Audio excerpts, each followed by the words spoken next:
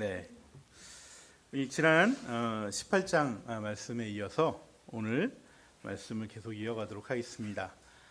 우리 사울 왕이 이제는 다윗을 지난 장에서는 사울이 교묘하게 다윗을 죽이려고 다시 자신의 왕권을 위협하며 인기를 얻고 있는 다윗을 죽이려고 블레셋과의 전쟁터에 그를 가게 해서 이 블레셋과의 전쟁에서 죽게끔 만드는 것이 전략이었는데 여러분 실패하고 나자 이제 사울이 대놓고 이제 다윗을 공개적으로 잡으려 하는 그런 상황이 되어버렸습니다. 그래서 다윗은 이제 정말 긴장을 늦추지 못하는 상황이 된 거예요. 다윗의 입장에서는 마치 우리 첩보 영화에서 이렇게 보듯이 아니면 음모론 영화에서나 보듯이 정말 모든 게 다 적이 되어버린 상태죠. 누가 나를 어떻게 죽여도 전혀 이상할 것이 없는 그런 상황이 된 것입니다. 그래서 누구도 아무도 믿을 수 없는 그 상황에서 이제 자기 목숨을 홀로 지켜가야 하는 그러한 아주 위급한 상황에 빠져 있게 된 것이죠. 정말 성경의 말씀대로 우겨쌈을 당하는 그런 상황이 된 것입니다. 다윗은요 이때의 마음을 시편 59편에 이렇게 기록을 했습니다. 뭐라고 얘기했는지 한번 읽어보도록 하겠습니다. 그들이 나의 생명을 해하려고 엎드려 기다리고 강한 자들이 모여서 나를 치려하오니 여호와여 이는 나의 잘못으로 말미암음이 아니요 나의 죄로 말미암음도 아니로소이다.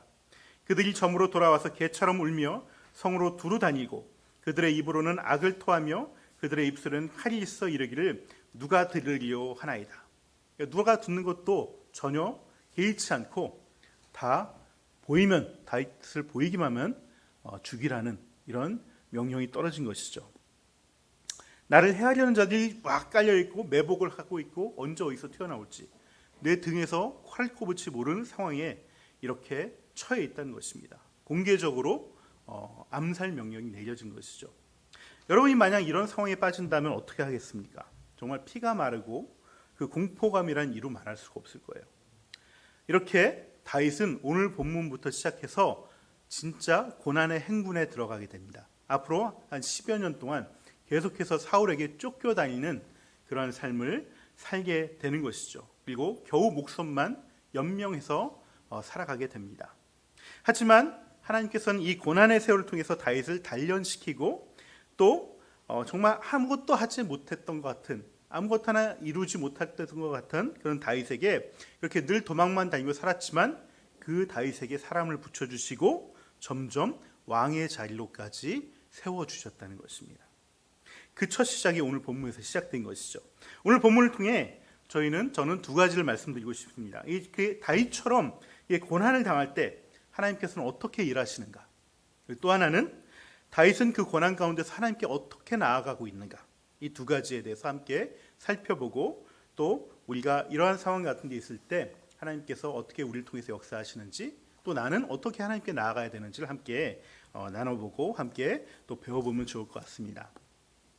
먼저 하나님은요 이러한 고난 가운데 있는 다윗을 어떻게 지키시고 도우시는지 함께 살펴보겠습니다. 오늘 본문을 보시면 아까 쭉 읽어봤는데 다윗이 사울로부터 계속 살해의 위험을 당하고 있는 상황인데 1절부터 19절까지 그 어디에도 하나님이 등장하지 않습니다. 아마 이것은 다윗의 눈에도 그렇게 보였을 거예요. 살해의 위협을 계속 당하고 있는데 하나님이 보이지 않아요. 한 국가의 최고 권력자가 모든 권력과 힘을 동원해서 한 개인을 죽이려고 하는데 그 속에서 하나님의 손길이 보이지 않는다는 거예요. 잠깐 주님의 이름이 등장하는데 그 장면은 오히려 더 기가 막힙니다. 9절이에요. 그런데 사울이 창을 들고 궁중에 앉아있을 때 주님께서 보내신 악한 영이 또 사울을 강하게 사로잡았다. 다윗이 수금을 타고 있는데 사울이 창으로 다윗을 벽에 박으려고 했다. 이 얘기가 나옵니다. 주님이 잠깐 등장하시는데 오히려 악한 영을 통해서 다윗이 죽게 만드는 그런 상황을 주님이 만드셨다라고 이렇게 얘기하고 있는 것이에요. 여러분 주님께서 보내신 악한 영이라는 표현이 나오는데 여러분 이 표현은 마치 하나님이 악한 영을 의도적으로 이렇게 보냈다는 것처럼 나오지만은 사실은 이 악한 영의 활동을 주도하셨다는 것이 아니라 허락하셨다는 거예요. 허락하셨다는 거. 하나님의 영이 떠났죠. 사울은 그에게는 언제든지 악한 영이 들어가서 그를 사로잡을 수 있는 것입니다. 그래서 그 틈을 타서 악한 영이 들어갔고 사울이 다윗을 죽이게 했다는 것이죠. 아무튼 하나님의 이 허용하심으로 말미암아 다윗은 상황이 더 안 좋아 버리게 됐습니다. 하지만 하나님 이 상황이 안 좋아졌다고 해서 하나님이 아무것도 하지 않는 것은 아니라는 것이죠. 하나님은 늘 보이지 않아서 아무런 역사도 없는 것 같지만은 하나님의 손길은 늘 사람을 통해서 역사하고 있다는 것이에요. 오늘 본문에서도 보이지 않는 하나님께서 다윗을 늘 신신하게 계속해서 지키고 계신다는 것을 알 수가 있습니다. 곳곳에서 다윗을 도와주는 사람들이 나타나고 있어요. 먼저 요나단이 다윗을 도와주고 있죠. 요나단은 사울의 아들입니다. 그리고 제가 늘 얘기하지만 다윗과 다음 왕권을 경쟁하는 경쟁자예요. 근데 그 경쟁자를 통해서 하나님은 도와주고 있다는 것입니다. 또 미갈이 다윗을 도와주고 있습니다. 미갈은 다윗의 첫 번째 아내입니다. 사울의 딸이면서 미갈은 다윗의 첫 번째 아내죠. 그러니까 당연히 도와줘야 되는 거 아닙니까? 라고 생각할 수 있지만은 이게 당연한 건 아니에요. 사실 미갈은 그렇게 신실한 여인은 아니었어요. 다윗이 골리앗을 쓰러뜨린 것을 보고 한눈에 반해서 다윗을 사랑해서 이게 결혼을 하긴 했지만은 이것은 육적인 사랑에 불과한 것이었습니다. 이 미갈의 마음은 언제라도 배신할 수 있는 그런 심정을 가진 여성이었습니다.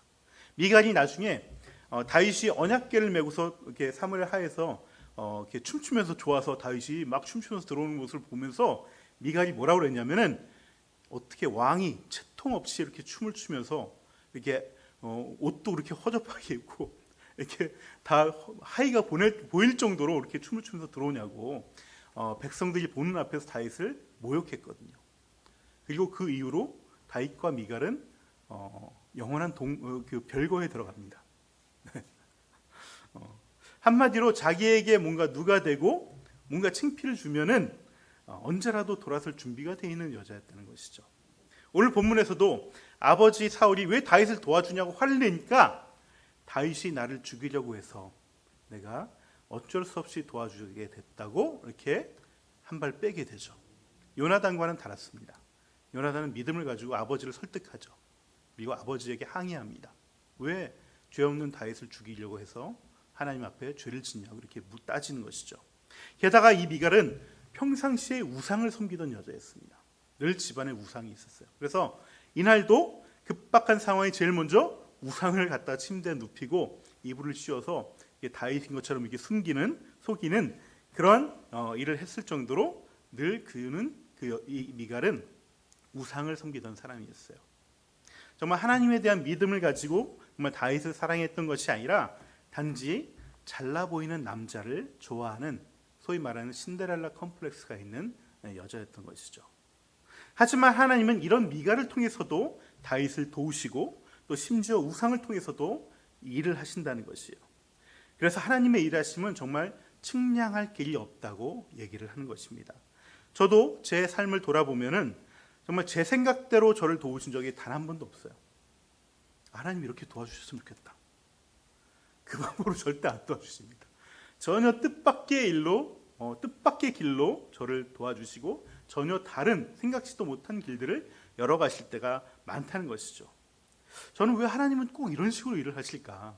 이렇게 한번 생각을 해봤는데 결론은 이 모든 것들이 다 우리의 믿음을 위한 것이라는 겁니다. 믿음을 위한 것. 여러분, 우리가 예측 가능한 방법으로 하나님이 우리를 도우시면은 우리는 다 그런 이유 때문에 이런 일이 일어났구나. 사람이 도와준 거구나. 상황이 이렇게 잘 풀려서 되는 거구나. 이렇게 여기게 되기 때문입니다. 그래서 우리는 웬만하면 하나님의 일이라고 잘 믿지 않습니다. 저희 아버지도 간이 3분의 1을 도려내야 되는 그런 상황에 빠져서 수술을 해야 되는데 심장이 안 좋으셔서 마취를 하게 되면 깨어나지 못할까 봐 이러지도 못하고 저러지도 못하는 상황이 있었는데 그때 예수님을 믿고 증상이 다 사라져 버렸습니다. 돌아가실 때까지 간으로 인한 간은 그대로 그냥 굳어 있는 상태인데도 불구하고 간으로 인해서 건강이 나빠진 적이 없어요. 당장 의사는 그 전까지만 해도 이렇게 하다 얼마 살지 못합니다라고 얘기했었는데 그러고서도 거의 한 15년을 20년 가까이를 사셨죠. 네. 그때 저희 아버지가 예수님을 믿고 그때부터 이제 신앙을 가졌는데 저희 아버지는 이제 몸이 불편하시니까 교회 못 다니시고 이렇게 혼자 계시다 보니까 또 신앙이 약해지셨어요. 나중에는 그거 아마 우연히 그렇게 된 것 같아. 이렇게 여기셨다니까요. 사람들은 늘 그렇게 생각합니다. 그래서 하나님은 전혀 의외의 방법을 통해서 역사하시고 우리의 믿음을 키워가신다는 겁니다. 그래서 어떤 사람들에게는 이 우연처럼 보이는 것이 그것 때문에 하나님을 믿지 못하는 경우도 생기는 거예요. 너무나 우연처럼 도우시는 하나님의 방법으로 인해서 모든 것이 하나님의 손길로 된 것이 아니라 그냥 우연히 그렇게 됐다라고 믿는 것이죠. 그래서 하나님의 은혜를 경험하고도 신앙이 점점 무너지는 사람이 너무나 많다는 거예요. 또한 어떤 사람은 모든 일에 있어서 하나님이 일하신 거라고 믿음을 통해서 날로 그 믿음이 자라나는 사람도 있습니다. 제가 예전에 기도원 사역을 할 때 그 담임 목사님이 이제 교정 사역을 가끔씩 가십니다. 그러니까 교정 사역이라 하면 교도소에 가서 수감자들을 또 만나고 또 이렇게 말씀을 전하고 또 맛있는 것도 또 드리고 그리고 같이 상담도 하고 이런 걸 하는데 제가 그때 만났던 분 중에 이런 분이 있었어요. 이분이 고아로 태어나셨어요. 고아로 태어나셔서 부모 얼굴도 모릅니다. 그리고 아무도 자기를 도와주는 사람이 없었다라고 얘기합니다. 그래서 나도 점점 성격이 삐뚤어지고 또 어떻게 살다 보니까 죄를 져서 이렇게 들어오게 되었다. 이렇게 말씀하시더라고요. 그러면서 하나님이 있다면은 어떻게 자기를 이렇게 할 수 있느냐라고 얘기하시는 거죠. 그러면서 자기는 하나님이 믿어지지 않는다 이렇게 얘기합니다. 그리고 믿기도 싫다 이렇게 솔직하게 말씀하시더라고요. 그분이 이렇게 저한테 얘기하시니까 저도 사실 해줄 말이 별로 없더라고요. 어떻게 얘기해야 될지 모르겠더라고요. 그러다 한참 또 다른 얘기를 듣고 있다가 제가 이렇게 물어봤습니다. 형제님 정말 지금까지 살아오시면서 형제님을 사랑하거나 도와줬던 분이 정말 단 한 사람도 없나요? 또 이분이 한참 동안 생각하시더니 자기가 고아원에 있을 때 딱 한 선생님이 자기를 유독 이뻐하셨다라는 말을 하시는 거예요. 그래서 그분이 나를 정말 사랑하고 좋아하셨다고 그러면서 그분 생각을 하시는 모습이 보였습니다. 그래서 제가 이렇게 얘기했죠. 그분이 형제님을 낳아주신 그런 사람도 아니고 아무런 유익이 있는 것도 아닌데 이렇게 형제님을 아끼고 사랑해 주셨다면은 그것도 하나님께서 그분을 통해서 하나님을 돕고자 하는 하나님의 손길이 아닐까요? 이렇게 여쭤보았습니다. 사람은 악할 사람도 있고 또 선한 사람도 있습니다. 또 악할 때도 있고 선할 때도 있습니다.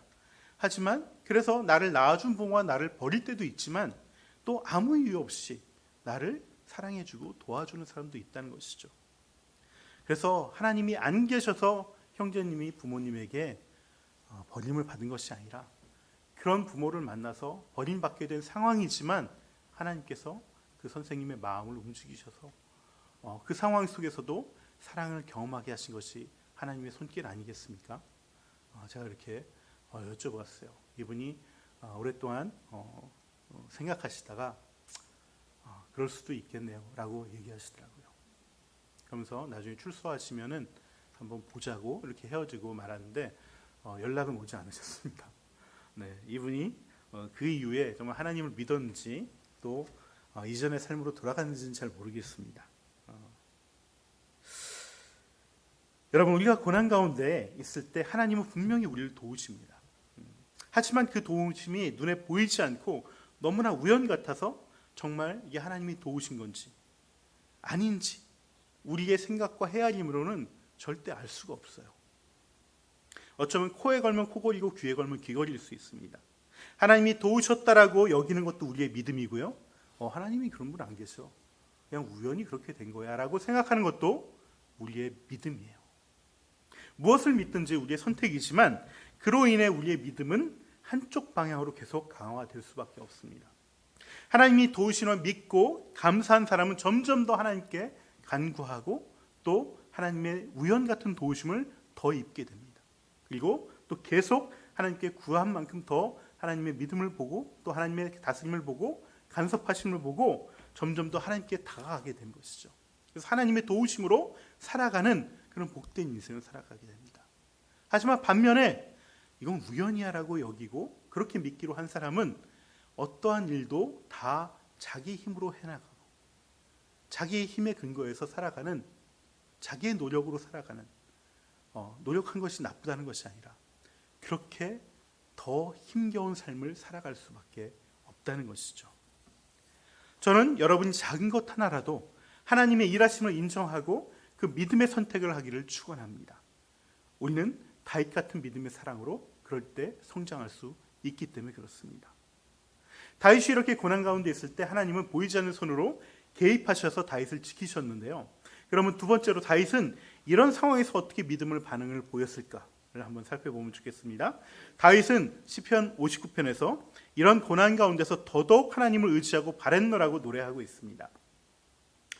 다윗은 먼저 이런 고난의 상황이 자신의 죄로 인한 것인지 아니면 자신의 잘못으로 인한 것인지 혹은 내 잘못과 상관없이 일어난 것인지를 분명하게 알고 있었어요. 아까 보았던 59편 3절에서 다윗은 이 모든 것이 자기의 죄와 잘못으로 인한 것이 아님을 분명하게 파악하고 있었습니다.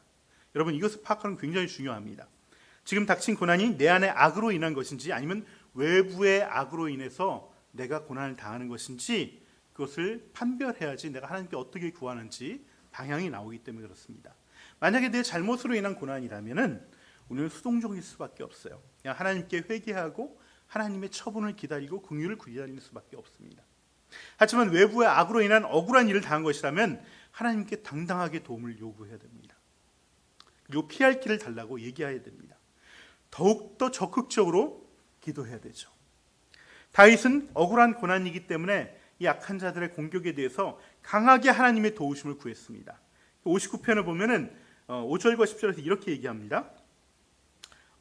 주님은 만군의 하나님 여호와 이스라엘의 하나님이시오니 일어나 모든 나라들을 벌하소서, 악을 행하는 모든 자들에게 은혜를 베풀지 마소서. 나의 하나님이 그의 인자하심으로 나를 영접하시며 하나님이 나의 원수가 보응받는 것을 내가 보게 하시리이다. 무슨 얘기입니까? 하나님이 저 자들을 좀 심판 좀 해주세요. 쳐주세요. 억울하니까 저 사람들 좀 어떻게 좀 해주세요. 이렇게 신원 기도를 하는 거예요. 신원 기도. 가끔씩 목사님, 저 사람 너무 미운데 이 복수하는 기도를 해도 됩니까? 이렇게 물어보시는 분들이 있습니다. 네. 정말 억울하게 당했다면은 그렇게 하십시오. 누가 해주겠습니까? 하나님이 신원해 주지 않으면 누가 해주겠습니까? 다윗은 여러 시편에서 이렇게 대적자들을 심판해달라고 신원의 기도, 복수의 기도를 했습니다. 하지만 단 한 번도 다윗이 그들을 복수하진 않았습니다. 우리가 신원 기도를 하는 이유는요, 나의 마음의 분노를 하나님께 올려드리고 하나님께서 그 마음을 받아주셔서 내 마음이 진정돼서 내 손으로 악으로 그 사람을 갚지 않으려는 게 목적이에요. 신원 기도를 그렇게 하는 기도는 죄책감 가지실 필요 없습니다. 그것을 통해서 내 마음을 풀고 더욱더 악을 선으로 대하려고 하는 그 자세가 중요한 것이죠. 이렇게 다윗은 하나님에게 자신의 억울함을 올려드리고 신원 기도를 한 다음에 어떻게 했냐면 곧바로 사무엘에게로 갔습니다. 사무엘 선지자, 바로 다윗에게 너 왕으로 세워주실 거야 하면서 기름 부었던 그 사무엘 선지자에게 찾아갔습니다. 사무엘은 이때는 이제 완전히 은퇴를 하고서 이후에 라마에서 살고 있었습니다. 근데 글로 찾아간 것이죠. 여러분, 다윗이 이렇게 도망가서 사무엘에게 찾아갔다는 것은 우리가 고난 가운데 빠질 때 가장 먼저 누구에게 찾아가야 될지를 알려주기 위한 성경의 팁입니다. 여러분, 다윗이 다른 힘센 사람을 찾아간 것도 아니고 자기에게 힘이 되어줄 그런 고향에 간 것도 아닙니다. 그는 가장 절체절명의 시기에 가장 먼저 하나님의 사람을 찾았다는 거예요. 신앙의 멘토와 지도자를 찾았다는 것이죠. 저도 어려움에 처하면은 저도 하나님께 간구하고 저의 멘토가 있습니다. 그 멘토에게 가서 또 그분에게 또 묻고 의지하고 또 나눕니다. 이게 가장 지혜로운 방법이기 때문에 그렇습니다. 여러분도 그렇게 하셔야 됩니다. 혼자 감당이 안 되는 일들은 저와 전도사님을 찾아와서 귀찮게 하셔야 됩니다. 그 귀찮게 한다고 저희가 저 사람 왜 나를 귀찮게 해요? 이렇게 절대 그렇지 않습니다. 네, 언제든지 제가 그 일을 하려고 여기 목회를 하고 있는 것입니다. 여러분들 만나게 한 것이고요. 이게 가장 지혜로운 방법입니다. 물론 오신다고 해서 저에게 무슨 답이 있는 게 아닙니다. 해답은 하나님이 주시는 거예요. 사울이 권력과 힘으로 다윗을 죽이려고 했는데 사무엘에게 찾아간들 완전히 이빨 빠진 호랑이 같은 아무 힘도 없는 늙은 선지자 사무엘에게 간들 무슨 힘이 되겠습니까? 18절에 이렇게 얘기하죠. 다윗은 그렇게 달아나서 살아난 다음에 라마로 사무엘을 찾아가서 그동안 사울이 자기에게 한 일을 모두 이야기하였다. 그러자 사무엘은 곧 다윗을 데리고 나이엇으로 가서 살았다. 다윗은요 사무엘에게 가서 그동안 있었던 일을 미주알 고주알 다 얘기했습니다. 그러니까 토로한 것이죠. 어떻게 이럴 수 있느냐 그러면서 억울하다 그러면서 사무엘 선지자에게 이렇게 호소했던 것입니다. 그러자 사무엘이 어떻게 했냐면은 그럼 이렇게 해라 이렇게 해결책을 준 것이 아니라 그냥 나요시란 곳으로 데리고 가서 같이 살았다는 거예요. 여러분 나요시란 곳이 뭐냐면은 이 나요스는 지명 이름이 아닙니다. 라마의 나요시란 곳은 라마에 있는 나요스는 숙소, 거처란 뜻입니다. 그러니까 나요스는 사실 사무엘이 이제 늙어서 은퇴하면서 자신의 후계자로 또한 이렇게 후보로 이제 선지자들을 키워내는 그런 선지 학교를 세운 것이죠. 그것을 이제 나요시라고 얘기합니다. 나요. 그러니까 기숙사형 학교를 세운 것이에요. 네. 그리고 정말 거기서 공동체가 있던 것이죠. 사무엘은 쫓겨다니는 신세가 된 다윗에게 해결 방법을 준 것이 아니라 공동체를 먼저 권했던 것이에요. 여러분 일의 해결은 하나님이 해주시는 것입니다.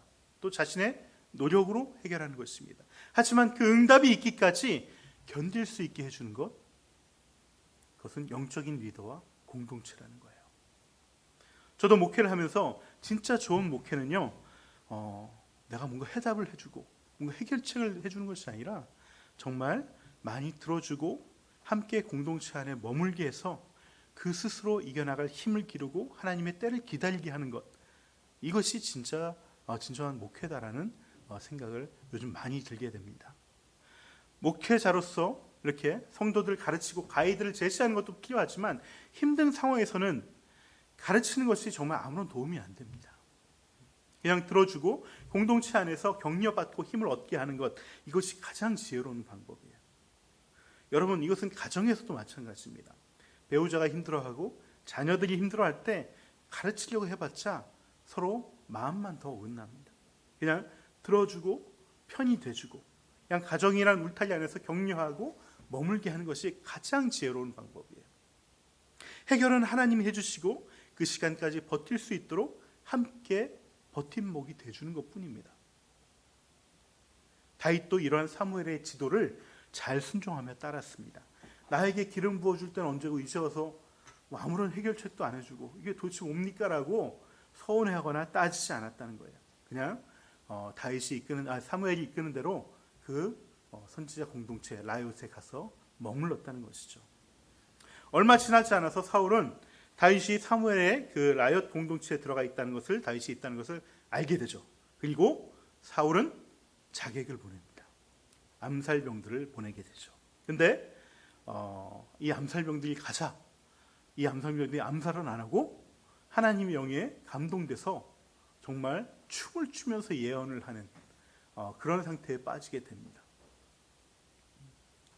또 얘네들이 그러니까 또 다른 분을 세 번의 연거푸 보냈는데 여전히 그 암살병들은 가서 다윗을 죽이지 못하고 하나님의 영에 감동돼서 춤을 추면서 예언을 하면서 전혀 딴짓을 하고 있게 된 것이죠. 그러자 사울이 이번엔 내가 직접 가리라 하면서 자기가 직접 찾아갑니다.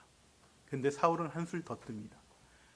라마에도 가기도 전에 라마 근처에 세구라는 곳이 있는데 그곳에서부터 벌써 하나님 영에 취해서 가는 내내 춤추면서 예언하면서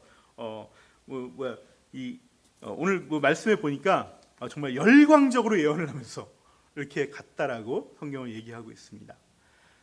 한마디로 밤 미친놈처럼 이렇게 떠벌떠벌하면서 가게 됐다는 것이죠.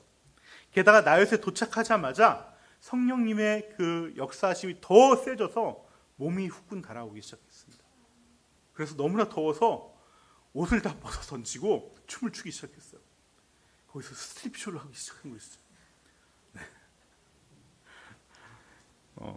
그렇게 한참 하다가 지쳐서 쓰러져 자고 말았습니다. 하루 밤낮을. 지금도 마찬가지지만 고대 시대에 이렇게 옷을 벗는다는 것은 굉장히 창피한 일입니다. 네. 굉장히 수치스러운 일이고 부끄러운 일이에요. 근데 정말 얼굴도 들 수 없는 일인데 그 일을 당하게 된 것이죠. 근데 사실 이것은 다윗의 기도였어요. 시편 59편에서 다윗이 이렇게 기도했습니다. 그들을 죽이지 마시옵소서. 나의 백성이 잊을까 하나이다. 우리 방패 되신 주여, 주의 능력으로 그들을 흩으시고 낮추시옵소서. 다윗은 신원 기도를 통해서 복수를 기도하면서 그들을 죽이라는 기도가 아니라 그냥 흩으시고 낮춰달라고 기도를 한 거예요. 그리고 하나님은 그 다윗의 기도를 그대로 들어주셨다는 것입니다. 이렇게 하나님은 사울을 낮추시고 수치를 당하게 하셔서 적어도 백성들이 지금 다윗이 쫓겨다니고 있는데 이것은 다윗이 잘못해서 그런 것은 아니구라는 것을 알게 하신 겁니다. 온 백성들에게. 하나님은 언제나 믿음으로 영적인 리더와 공동체를 찾는 자들을 지켜주시고 그 기도에 응답하시는 분이십니다. 이 원칙을 잊지 마시고 공동체와 함께 하나님의 일을 구하고 인내하며 통과해내는 저와 여러분 되면 좋겠습니다. 말씀의 결론을 맺겠습니다. 우리는 살아가면서 여러 가지 또 고난 가운데 어려움 가운데 당하게 됩니다. 특별히 다윗처럼 엄청난 억울한 일을 당하는 고난도 있지만 우리는 그 속에서 먼저 하나님이 일하고 있다는 것을 우리가 늘 믿음으로 바라봐야 됩니다. 그리고 하나님은 분명히 일하시고 또 우리를 돕기 위해서 사람을 통해서 역사하신다는 것을 잊지 않았으면 좋겠습니다. 그리고 내가 감당할 수 없는 고난이라면 늘 영적인 리더와 공동체에서 함께 그 이야기를 나누고 함께 그 시간들을 버텨내셔야 됩니다. 하나님은 늘 공동체를 통해서 우리들의 신앙이 함께 세워져 가고 또 든든하게 견뎌나가기를 원해 하십니다. 여러분, 나홀로 신앙은 결코 무너질 수밖에 없습니다. 모든 종교 가운데 제가 늘 말씀드리죠. 공동체가 있는 종교는 기독교밖에 없습니다. 그 공동체를 주신 이유가 분명히 있어요. 공동체를 떠나서는 나의 신앙이 제대로 되지가 않습니다. 비록 또 어떤 세월, 어떤 시간 동안 함께하지 못한다 하더라도 내가 어느 공동체에 속해 있는지를 분명히 알고 그 공동체에서 함께 모든 시간들을 이겨나가도록 함께 세움을 받아야 되는 것입니다. 그러한 저와 여러분 되기를 축원합니다.